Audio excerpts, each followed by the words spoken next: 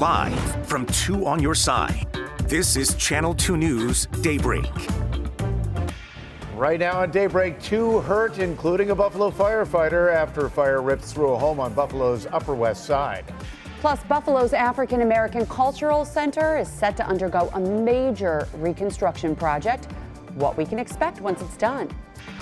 And an all-American moment as the top girls basketball player in Western New York just adds to her highlight reel. Good morning, everybody. It's coming up at 6 a.m. on this Wednesday, February 5th. Thanks for starting your morning with us here on Daybreak. I'm Melissa Holmes. And I'm Pete Gallivan, and wait till you see this video. It's something to behold, right? Yeah, very, very cool. Also, a little cool this morning, Patrick. 19 degrees out there, so starting about 15 degrees colder than we were yesterday. Yeah, we were in the 30s yesterday. Good morning, everyone. We're now down to 18, so temperatures off to a cold start again. Icy sidewalks and driveways, heads up, as we had some melts yesterday, but then that all refroze. Numbers in the teens generally. Quiet today, rather cloudy today, but some active weather is certainly on the way. More on that in a second. There's a little bit of light snow into Orleans County. Winter weather advisories in place for late tonight into tomorrow. For basically Buffalo, it does not include Buffalo. It's Southern Erie County, Wyoming County, into the southern tier. This is for the combination of snow and then sleet and potentially some freezing rain. So here's how things are going to go. This afternoon, 26, partly sunny to mostly cloudy. Tonight, late tonight, some snow develops for Buffalo. Tomorrow morning, it's likely snow in Buffalo, but some freezing rain and sleet beginning to mix in, especially in the southern tier. Tomorrow afternoon, a few leftover rain showers in 40, and then wind, gusty winds, it looks like tomorrow night. So we'll break this all down with Future Look coming up. But first, with a look at the roads, here's Dave. Good morning.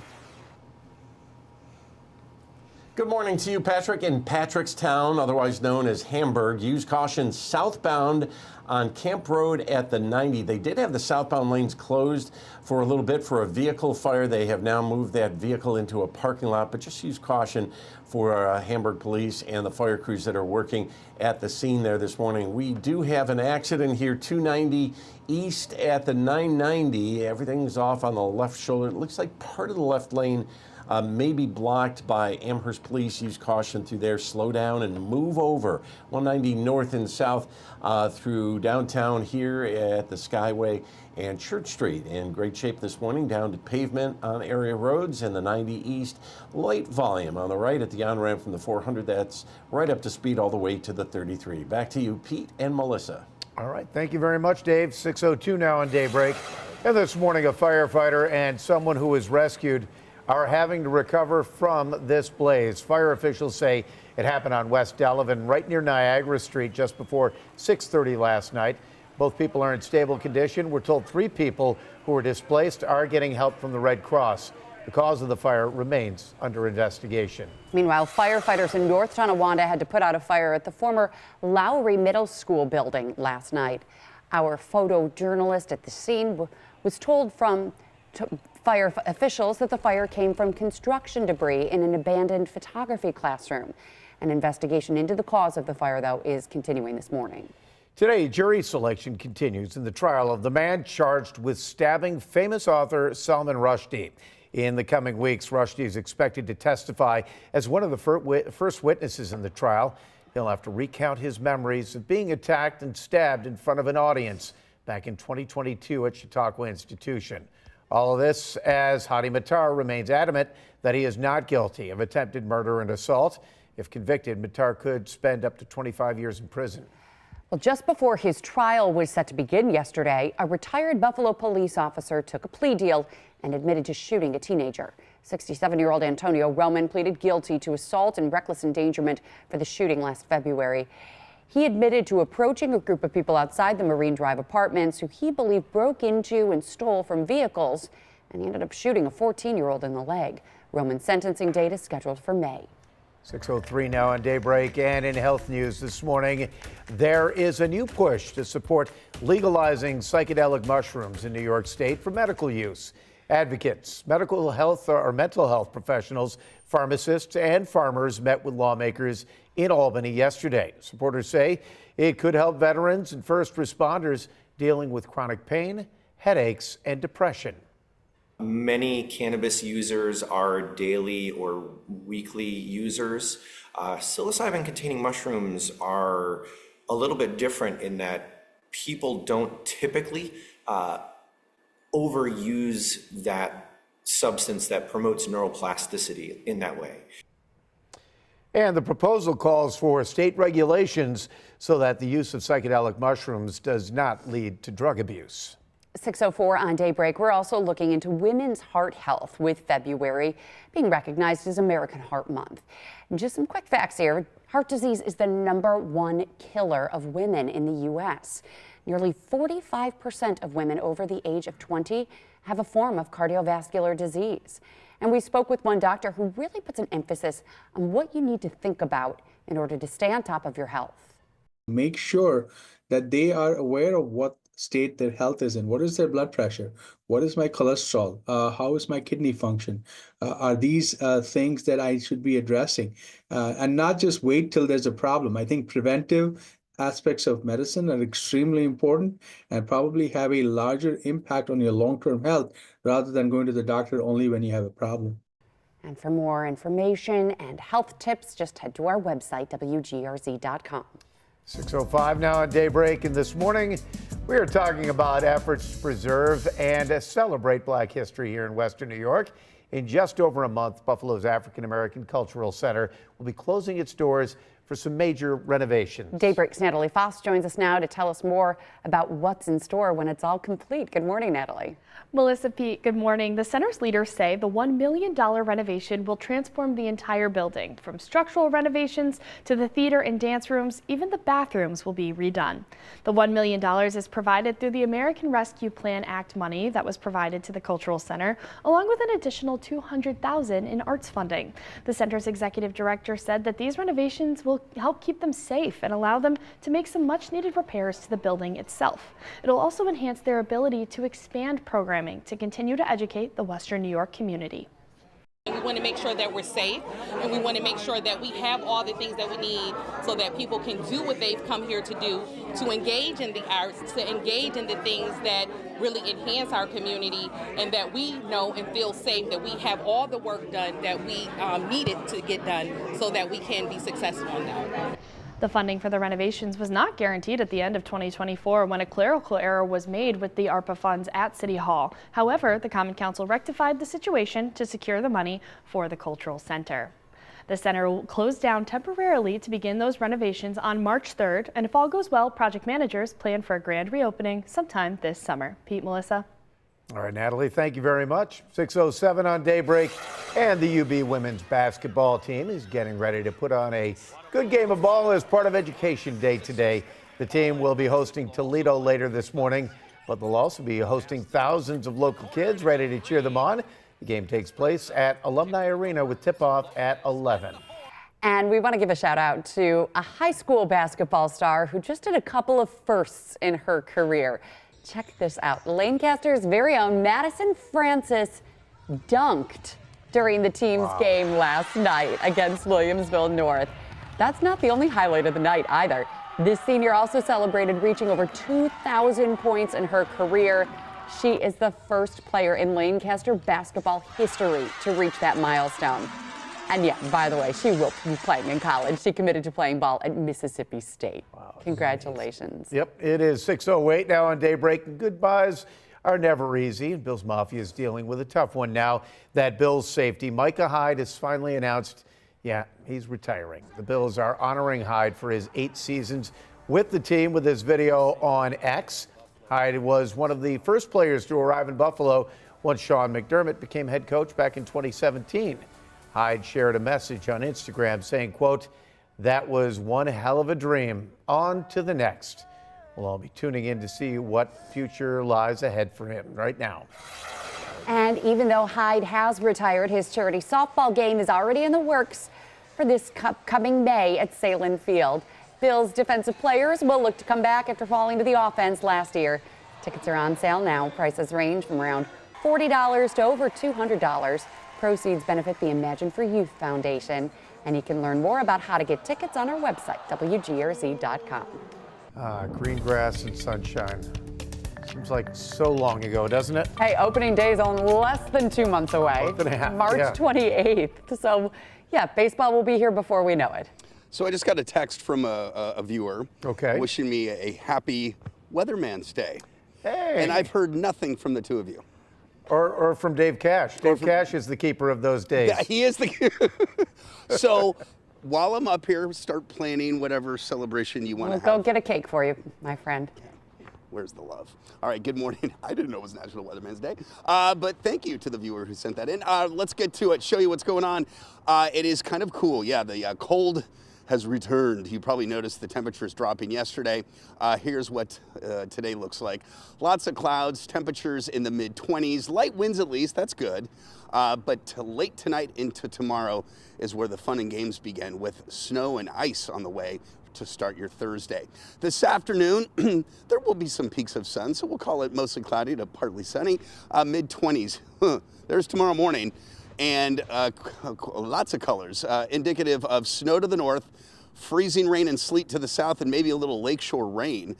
So that transition zone is going to be very tricky, right over Metro Buffalo, where to the north it'll stay as snow, easier to travel in. To the south, though, that's where we could see some sleet and freezing rain tomorrow morning before changing to just clouds, mild weather, and maybe a few rain showers tomorrow afternoon. But the sleet and snow should get out of here pretty quick. So that's your Thursday. Friday looks quiet, but breezy to windy. And then another system for the weekend will spread snow late afternoon, Saturday night, possibly mixing with some sleet again, and then a few snow showers early Sunday morning, guys. All right, so driving could be tricky tomorrow. Tomorrow morning, yeah. Okay, good to know. Patrick, thank you. Coming up next on Daybreak, it is the biggest weekend of the year for football. For Wings, of course, we are celebrating the food that put Buffalo on the map. Plus, a historic hot streak to start the season as Damon's men's basketball with their sights on a national championship. That's what I want from you two on National Weatherman's Day.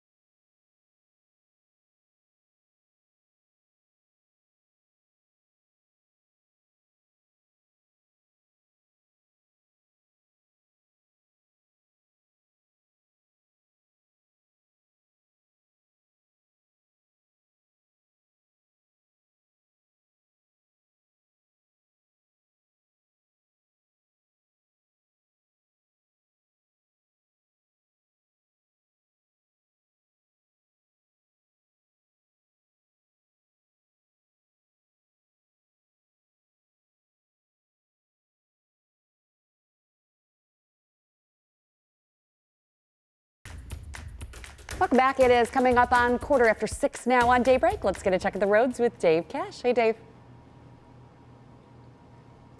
Good morning to you, Pete and Melissa. It is Hump Day, yeah, only to be eclipsed by National Weather Person's Day.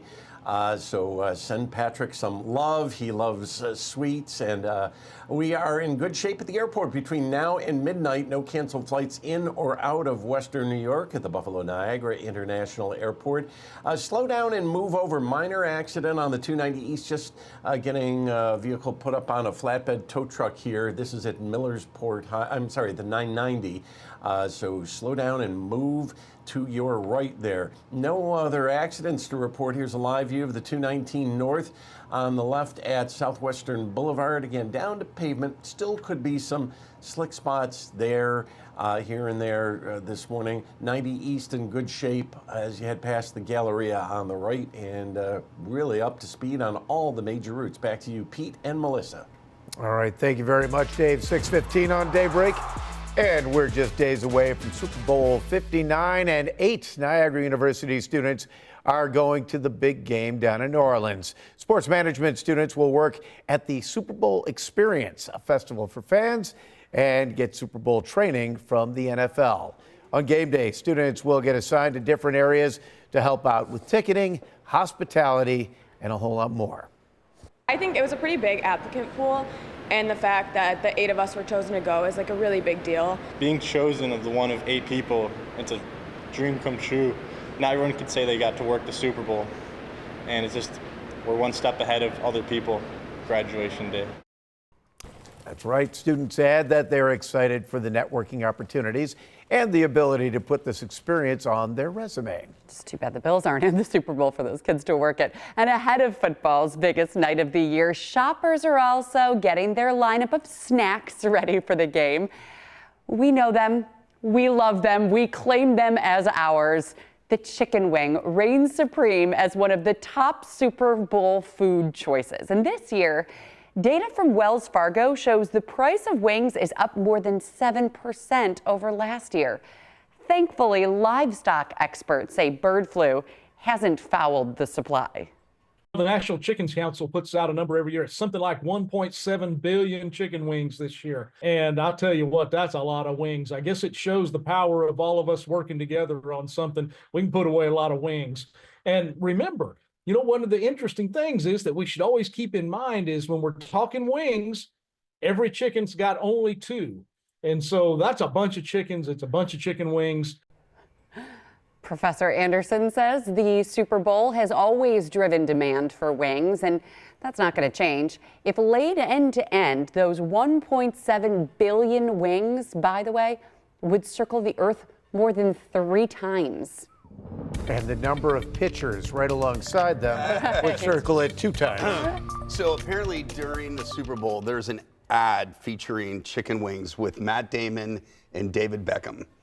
It is hysterical. Oh, really? So if you are, you're hanging around to watch the commercials and you see Matt Damon, watch it. And it's about wings. It's really funny. It sounds to me like you're hedging your bet and going to watch the Super Bowl. I know. For the commercials, though. For the commercials. Yeah. I know. A lot of us are protesting. Of course, you're going to navigate to the game. Hard to miss. All right, today, partly cloudy to a mix of clouds and sun, we'll call it. It's going to be chilly, 26.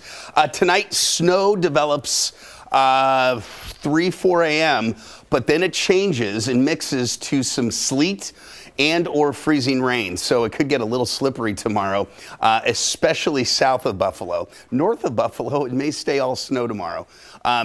Especially in the morning, okay? A couple of flurries right now in Orleans County. Otherwise, it's quiet.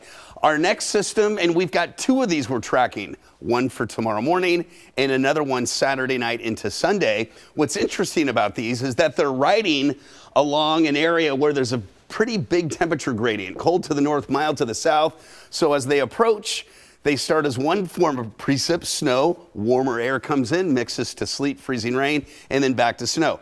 Same thing could happen with the weekend system, okay? So that is something we're watching. So let's take this one first. First of all, today is quiet, as you can see, temperatures in the 20s.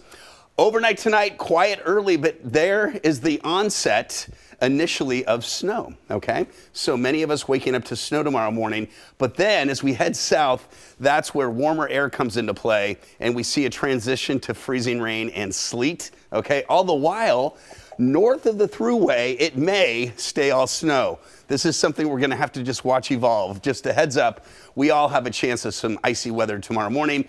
And then in the afternoon, it's quieter with perhaps a rain shower or two. In terms of the ice, you can see most of the accumulating ice will be across the southern tier. Minimal impact, I think, for the Buffalo Metro. And in terms of snow, again, across areas north of the thruway, there could be an inch or two during tomorrow morning. So for today, colder, mostly cloudy, temperatures falling a little bit. Tonight, down to 23, snow initially, but then it mixes over, as I mentioned. Friday, quiet, rather breezy Friday. Snow Saturday evening, possibly some sleet Saturday night, and then back to some snow showers on Sunday. Because of the ice tomorrow, a weather impact for the south towns and the southern tier for tomorrow morning. Could be some slippery travel, and then there's more snow for the weekend. Oh, love this song.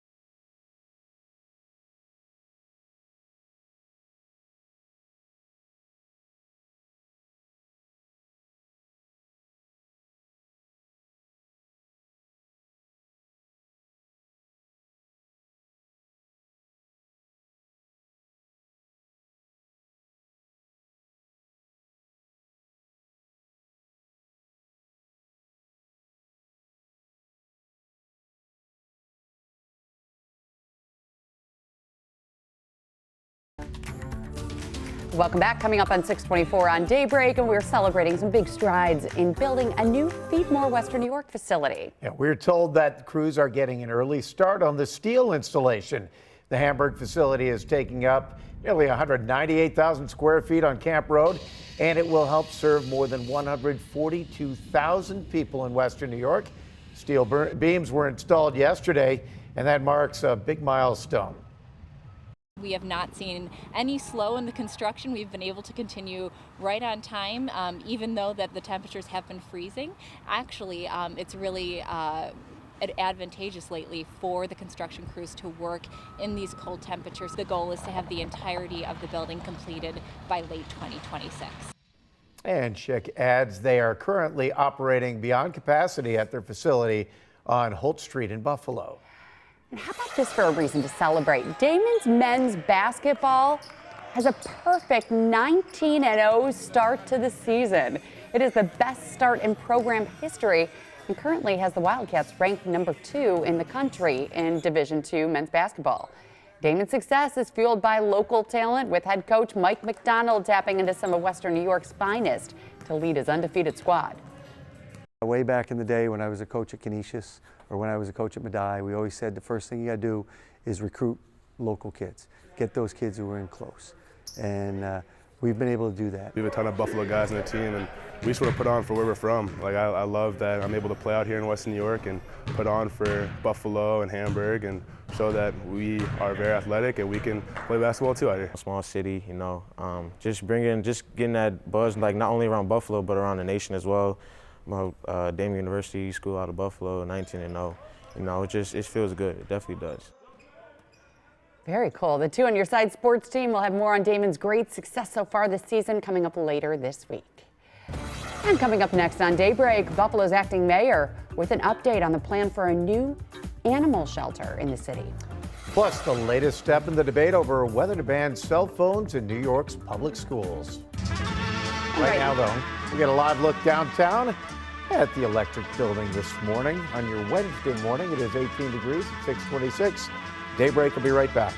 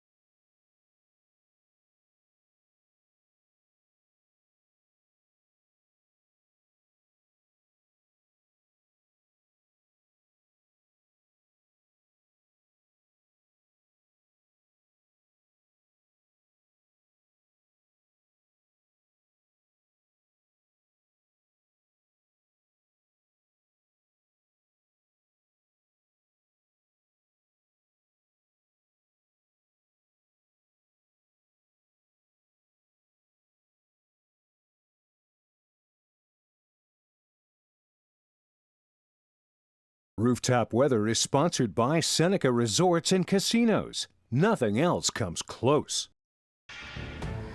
Right now on Daybreak, the investigation into an Amherst High School teacher expands with New York State Police on the case. Plus, disconnecting in class, how the push to ban cell phones is gaining steam across the state.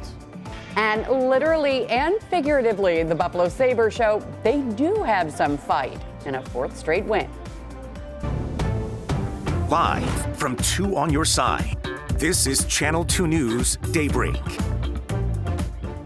Good morning, 6:30 now on Wednesday, February 5th. I'm Pete Gallivan. And I'm Melissa Holmes. Thanks for starting your morning with us here on Daybreak. And we're starting a little bit chillier than we did yesterday, at least calm outside, though. Get ready for tomorrow, though. It's going to be a messy morning commute then. So let's talk about today, though. Patrick, what's going on? Good morning, guys. Yeah, today is certainly colder than it was 24 hours ago. Cold and quiet today. We're in the teens now. We're going to be in the 20s the rest of the day. Tomorrow, a combo platter of snow, sleet, and freezing rain for the commute tomorrow. It's going to get a little icy in spots. And then another chance of some snow over the weekend with the heaviest potential coming Saturday night, okay?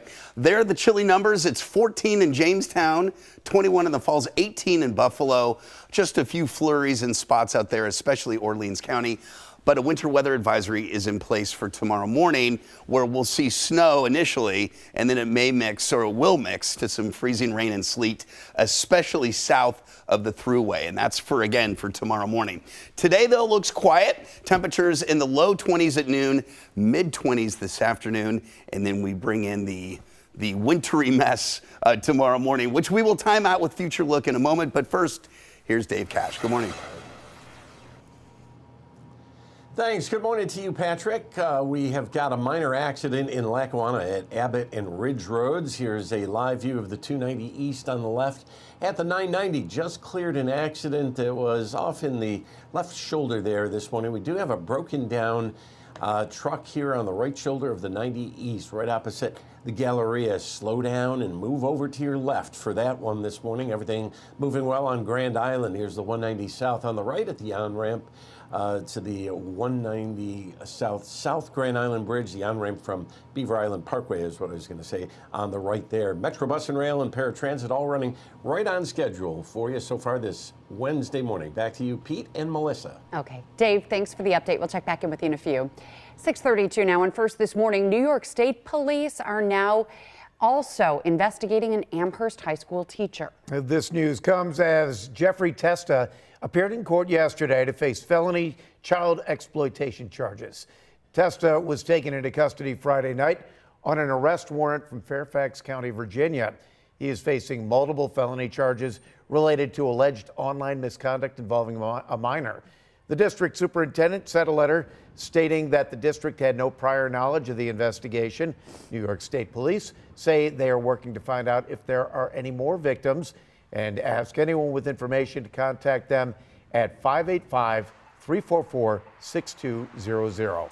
Also developing this morning, a Jamestown woman involved in the sex trafficking of 2 minors is heading to prison for more than a decade. 27-year-old Yasmin Osteen was sentenced to serve 12 years behind bars. Federal prosecutors say Osteen worked with multiple people to force 2 17-year-olds to have sex for money. She would take the girls to a hotel in Buffalo and give them alcohol and drugs, and then she would arrange for clients to come to the hotel and pay her to have sex with the teens. Well, this morning we're learning more about the Buffalo Common Council's decision to deny a new emergency shelter from opening. Family Promise of Western New York, a nonprofit organization that helps families who are homeless, planned to open the shelter on East Ferry Street. And you may remember many neighbors fought the plan, raising concerns over safety. A week ago, Maston District Councilwoman Zanetta Everhart wrote a letter to the organization denying its application.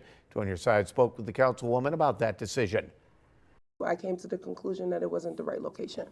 But, you know, those are the decisions that I have to make as a council member, right? It's not an easy decision. It's a hard decision. I've said it several times.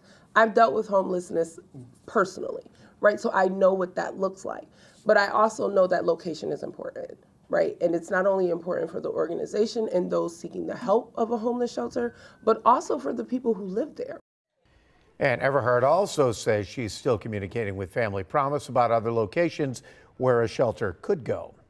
In Albany, acting mayor of Buffalo, Chris Scanlon, took the stand in front of state lawmakers in an effort to get more financial aid for the city. It comes as the city faces a budget crunch for the coming year.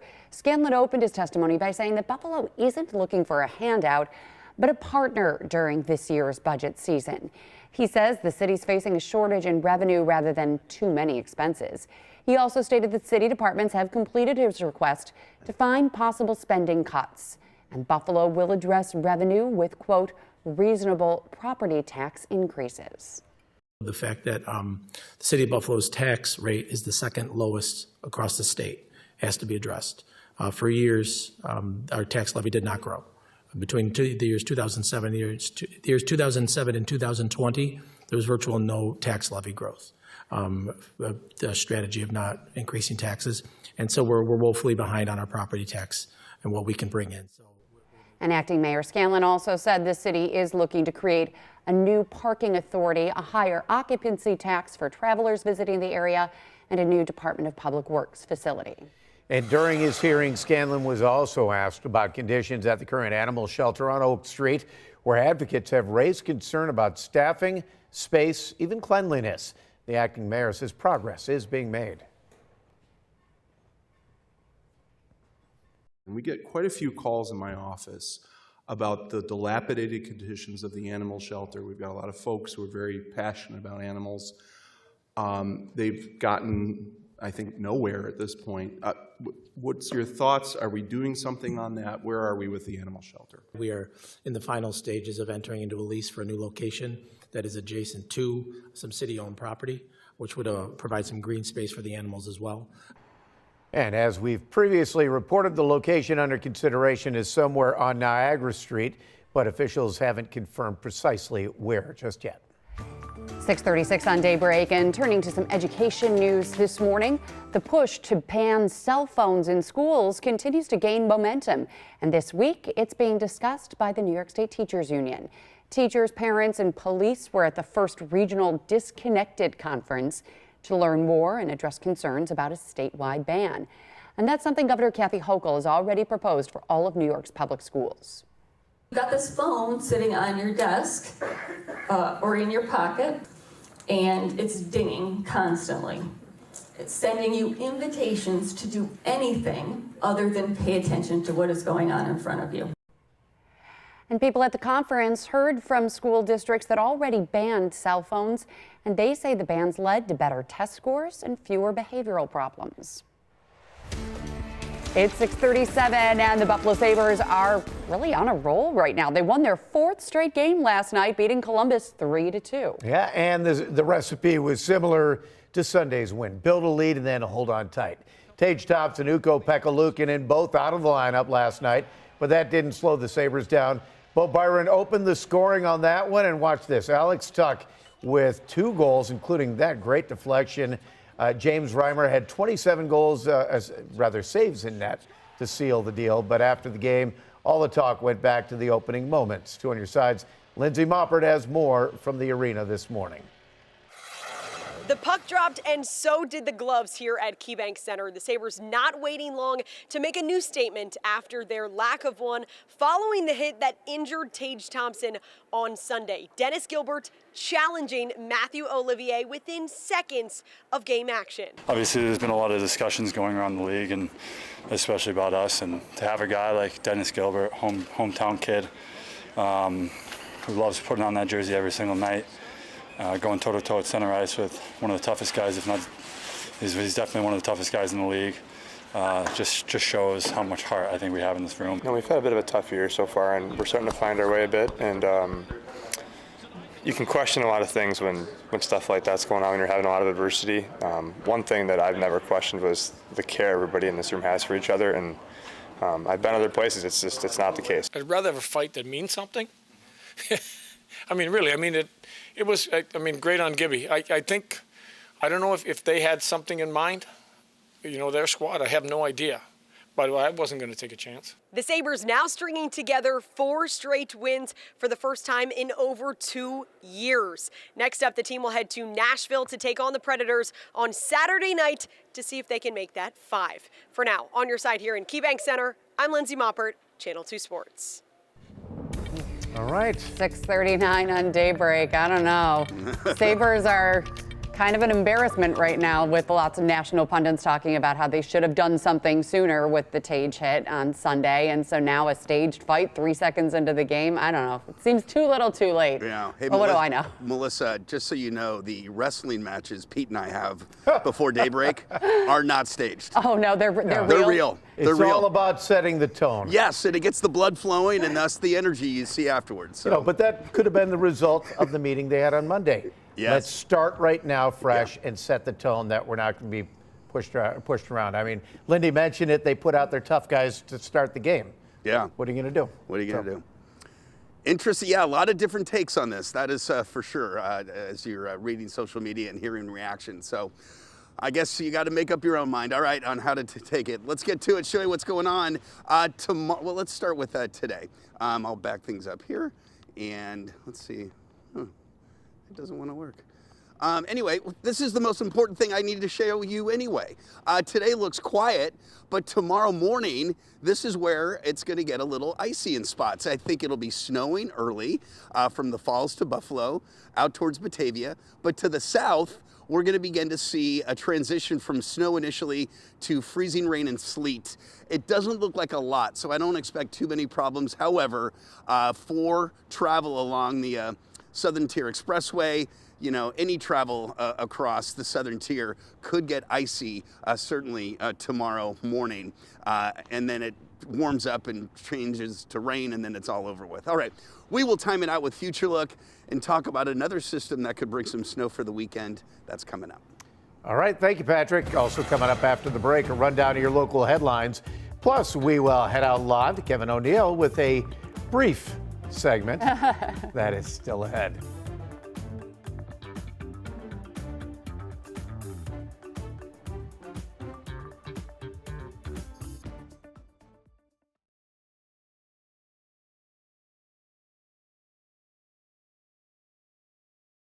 Living with a genetic condition called neurofibromatosis, or NF for short.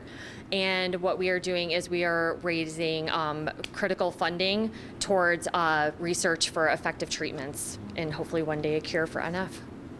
Last question. It's going to be a fun event Saturday. This event is going to be fun. So we have a 4-hour party, and it is Valentine's Day themed. So we like to encourage people to dress up, have some fun, and we will do about a 1-mile run. Undies are optional. So. Where can people get more information? They can go to cupids.org, or they can search social media for Cupid's Undies. Me? Mic check 1, 2, 3. Checking Natalie's mic. Ooh.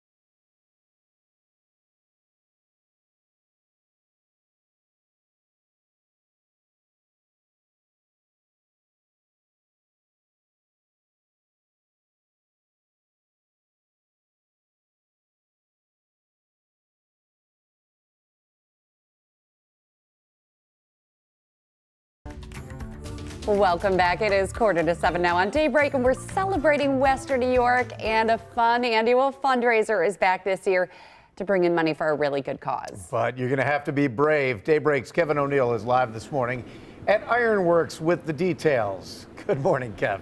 You're shedding clothes every time we come to you. Yeah, once again, I'm in my underwear in a bar in Buffalo. Yeah, but it's for a cause. Yeah, thank you. Cupid's Undie Run is the event, and on my T-shirt, and SpongeBob on my boxers. Underwear optional. Wait, you can wear pants and be a part of the event this Saturday as well. This is Heidi. How are you? Nice to see you. Thank you. Okay, the charity first of all, the Children's Tumor Foundation, is that the correct? That is correct. Okay. So the Children's Tumor Foundation is a world-leading organization that is really driving research for treatments and one day a cure for a genetic condition called neurofibromatosis. Or NF. And again, Buffalo is one of the markets that has this Cupid's Undie Run. It's a Valentine's Day themed event where you could be fully dressed or in creative clothing, I guess. That is correct. And tell me what the event is going to be like. What's it going to look like? What's it going to sound like on Saturday? Yeah, absolutely. So we are hosted in 34 cities across the United States, and we've been around since 2010 and in Buffalo since 2017. So on Saturday, we are going to have a 4-hour party for a purpose. Yes. Yes. And we do about a 1-mile fun run in between. Don't have to run.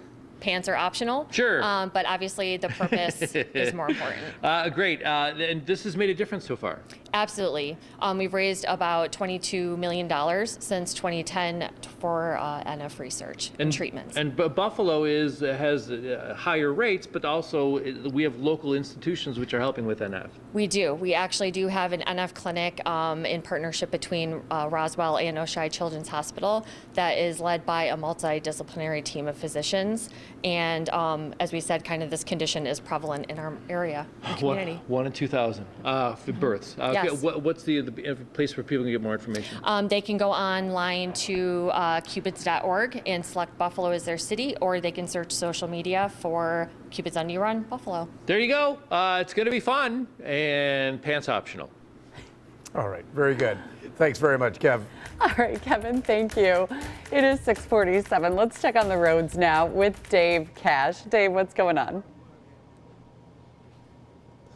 How do I follow that? Good morning to you, Melissa and Pete. We do have a minor accident in Lackawanna, Abbott Road and Ridge Road. No injuries there. We do have a broken down truck on the right shoulder of the 90 East opposite the Galleria just beyond Walden Avenue. So slow down and move over to your left this morning, but you'll be making good time on the major routes. Here's the 400 North on the left in between Transit Road and Union Road. That's a clear drive all the way to the 90 this morning and through downtown. No delays on the 190 North and South here at Elm Street. Tomorrow through Sunday, 7 a.m. till 5 p.m. in Orchard Park, they'll have lane restrictions on Taylor Road between Ellis Road and Southwestern Boulevard in both directions for utility work. Back to you, Pete and Melissa. All right, thank you very much, Dave. 6:48 now on Daybreak. Time for the stories you need to start your day. 2 people are recovering following a house fire on Buffalo's west side. Officials say a firefighter and someone who had to be rescued in that house fire on West Delavan Avenue were both taken to the hospital. They are expected to be okay. We're told 3 people that were displaced are now getting help from the Red Cross. The cause of the fire remains under investigation. Jury selection continues for the trial of the man charged with stabbing famous author at the Chautauqua Institution. Hadi Matar has pleaded not guilty to attempted murder and assault. He's accused of stabbing Salman Rushdie several times back in 2022, partially blinding him. If convicted, Matar could spend up to 25 years in prison. A retired Buffalo police officer took a plea deal just moments before his trial was set to begin and admitted to shooting a teenager outside the Marine Drive apartments. Antonio Roman pleaded guilty to assault and reckless endangerment last February. Roman shot the 14-year-old in the leg, believing that he was part of a group that was breaking into and stealing from vehicles. But today, state leaders will be at the University at Buffalo to discuss public safety proposals. Governor Hochul says she wants to double funding for rape crisis centers and also create a mass violence response team. A presentation will be given at 10 this morning, and we will have a crew there.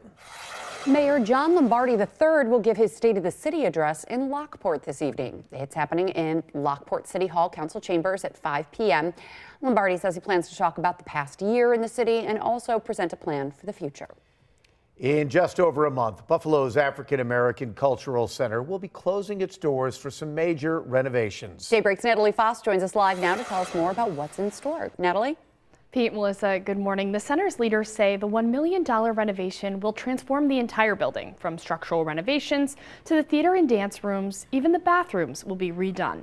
The $1 million is provided through the American Rescue Plan Act money that was provided to the Cultural Center, along with an additional $200,000 in arts funding. The center's executive director said that these renovations will help keep them safe and allow them to make some much needed repairs to the building itself. It's also going to enhance their ability to expand programming to continue to educate the Western New York community. The center will close down temporarily to begin those renovations on March 3rd, and if all goes well, project managers plan for a grand reopening sometime this summer. Pete, Melissa. All right, Natalie, thank you. Well, today Girard Place is celebrating its 25th anniversary.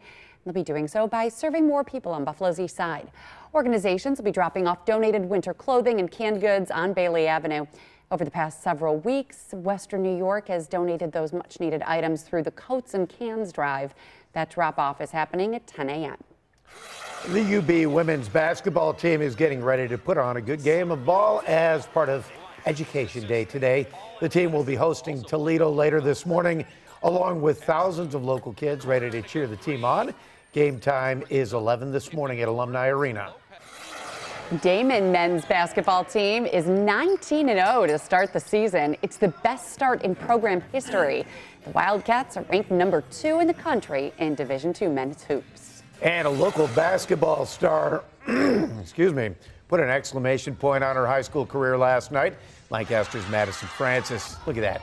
She dunked during the team's game last night against Williamsville North. It was also senior night. You remember last month, Francis became the first player in Lancaster basketball history to reach 2,000 career points. She will play in college, man, at Mississippi State. Good for her. Can't wait to follow her career. It is 6:52 on Daybreak. Stay with us. We'll have Patrick's full forecast coming up in just 60 seconds.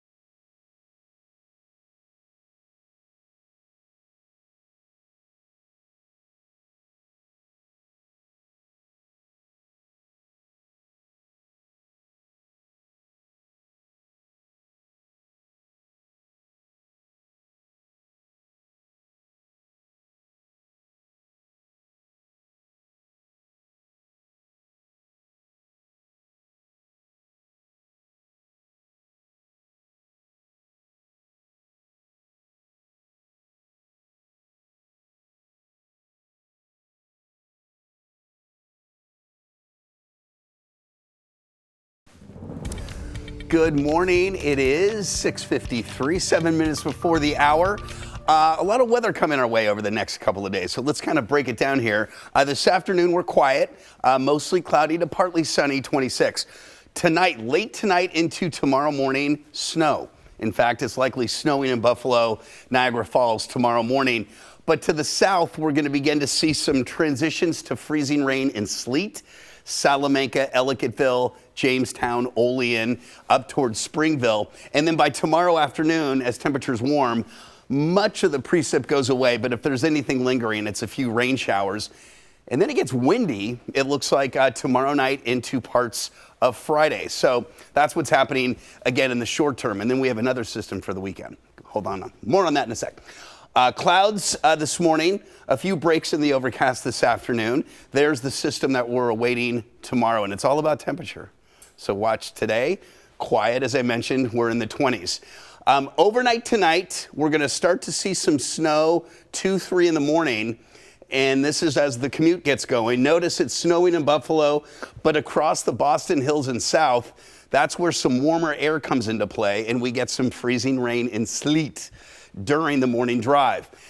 It's possible that areas along the thruway may stay as all snow, but it's going to be a close call. I think the South Towns at least gets into the freezing rain and sleet into Wyoming County, possibly into Buffalo too, but it'll be a close one. But notice by 8:30, 9 o'clock, a lot of it is shifting east as temperatures warm, clouds, and a few rain showers tomorrow afternoon. Then a cold front arrives, some snow showers early Friday morning, and getting rather breezy to windy as well. And then the next system for the weekend. There is the best chance of some ice. It looks like, again, southern Erie County down into the southern tier. I think that's where conditions will be iciest. All right, colder, mostly cloudy today, 26. Tonight, the snow begins early, 23. But then by 7, 8 o'clock, we're now climbing above freezing pretty quickly. Then dry on Friday. The next system arrives Saturday, late afternoon, evening, snow initially. It may mix with some sleet Saturday night. This system is kind of like the one for tomorrow, but a little colder and a little more juice with it. Some snow showers Sunday morning, and then dry Monday and Tuesday. For the South Towns in the southern tier, can we take that? Okay. There's a weather impact alert for tomorrow because of some of that sleet and freezing rain. So the morning commute could be a little messy. We'll keep, sleet and freezing rain. Yeah, and again, Buffalo is a tough call. I don't think it's going to be too bad here. To the south is where most of the ice will be. Okay. All right, Dave Cash might be a busy man tomorrow. He will. All right, thanks for joining us for Daybreak. Our news continues at WGRZ.com.